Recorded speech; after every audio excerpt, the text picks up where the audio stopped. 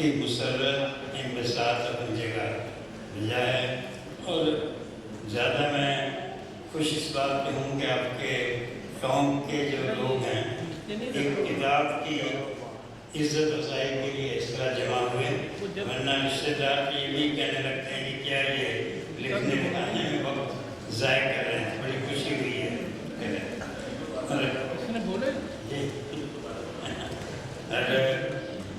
سامعین میں ہماری بیگم میں ذکر ضروری ہے، مصنفہ کی صاحبزادی اور ان کی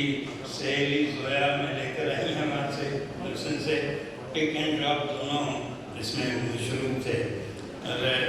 ندا سکینہ صدیقی بہت شکریہ، خوشی ہوئی کہ قوم والے کتاب سے اتنی محبت کرتے ہیں۔ تو میں ہمیشہ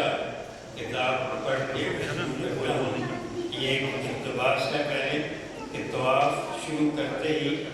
ساری دنیا ایک طرف چلی گئی، لگتا ہی نہیں تھا کہ میرے چاروں طرف ہزاروں لوگ ہیں، میرے ساتھ تو صرف میرا خدا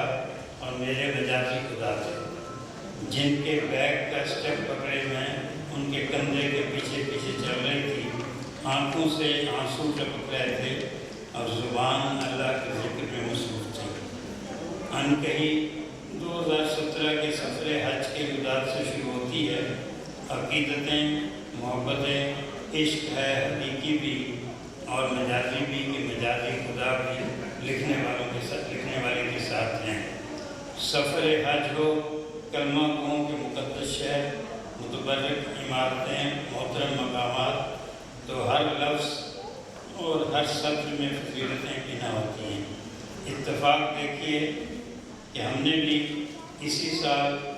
حج کی سعادت حاصل کی تھی،